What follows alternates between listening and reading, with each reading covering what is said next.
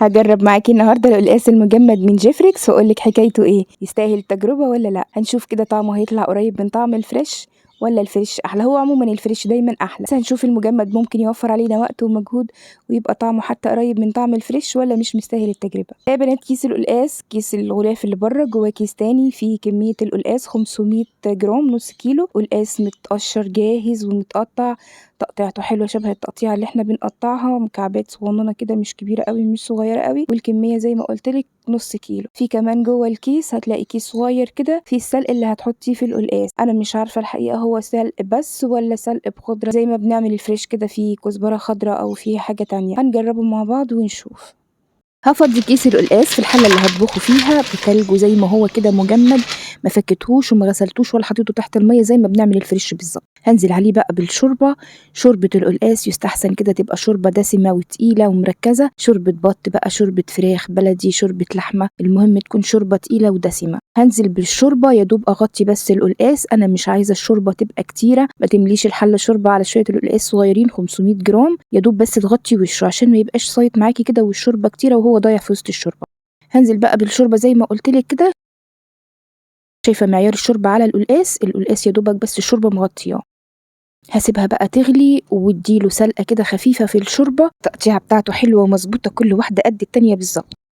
اول ما هيدخل في سوا على طول هنزل بحته صغيره من السلق اللي جاي معاه في كيس السلق ده، مش هحطه كله، هحط بس حته صغيره تلون لي الشوربه كده وتخلي لون القلقاس اخضر ومزهزه. هشيل بقى الجزء الفاضل دوت اعمل بيه تقليه القلقاس.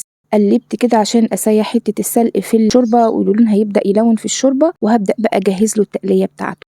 طاسه كده على النار وهحط فيها معلقتين سمنه بلدي حلوين، وهنزل عليهم بمعلقه توم، والتوم بتاع التقليه يكون مدقوق، ما تعملوش بقى في الكبه ولا بهراسه ولا باي حاجه، دقيه في الهون كده زي ما بقولك عشان تاخدي احلى طعم للتقليه. هقلب بقى التومه مع السمنه لحد لونها ما يبدا يلون. اول ما تبدا تخش في لون اصفر كده هنزل عليها برشه كزبره ناشفه كده، واقلب الكزبره مع التوم علشان ريحتها تضرب في القلقاس كله. تقليبه صغيره وهنزل بنص حزمه كزبره خضراء، انا واخده بس الورق من فوق مش حاطه الحزمه كلها عشان زي ما قلتلك انا مش عارفه السلق سلق صافي ولا فيه خضره. هنزل بيها كده على التومه واقلبها شويه لحد ما تدبل خالص وتخش في سوا. تقلبتين 3 كده هي بتدبل، ما تخليش لونها يغمق، هي خضره مزهزهه زي ما هي كده، وانزل عليها ببقيه كيس السلق اللي كان مع القلقاس.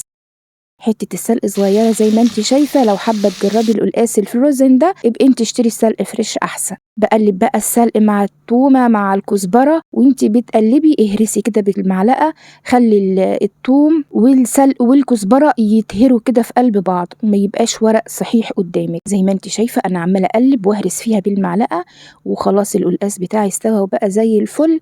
هطشه على طول بتقلية السلق والثوم، انزلي بيها كده على القلقاس وقلبي عشان تلون معاكي وتدي للقلقاس الطعم بتاعه، طعم القلقاس كله متركز في تقلية السلق دي. بس كده يا بنات القلقاس بتاعنا بقى جاهز. عايزه اقولك ما خدش على النار اكتر من 10 دقايق، يمكن كمان اقل. التسويه بالتقليه بكله اقل من 10 دقايق واستوى بقى زي الفل. بس بصراحه السلق اللي جاي معاه ده مش عاجبني، لونه فاتح قوي كده عايم على وش الشوربه ومش ملون لي الشوربه حلو زي السلق الفريش. بصي بقى ده شكل القلقاس النهائي، استوى جدا يا بنات، ما خدش وقت خالص، زي ما يكون جاي واخد نص تسويه كده، ما كانش ني خالص، اقل من 5 دقايق على النار واستوى واتهرى.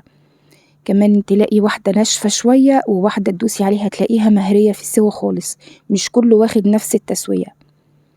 طعمه شبه طعم القلقاس الفريش وكل حاجه، بس طعم السلق خفيف جدا، انا مش عارفه ده سلق ولا ايه يعني. ما حبيتش السلق اللي جاي معاه خالص، مش ملون لي الشوربه زي ما انت شايفه صفرة ازاي.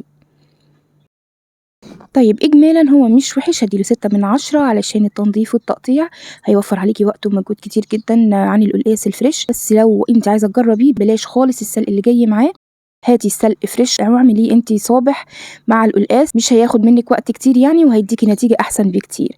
الكمية السلق اللي جايه معاه قليله قوي، كمان ما حسيتش بطعمها ولا لونت في الشوربه زي ما وريتك. طعم القلقاس قريب جدا من طعم القلقاس الفريش، مع الاعتبار طبعا ان هو مجمد مش صابح، انما حلو مش وحش يعني. لو انت من عشاق القلقاس يعني وبتحبي تعمليه وحابه تعمليه مره في الانجاز كده جربيه، بس زي ما قلت لك هاتي السلق يكون فريش. بس كده حبايبي ده الفيديو بتاعي النهارده، يا رب الفيديو يكون عجبك وطلعتي منه ولو بمعلومه بسيطه.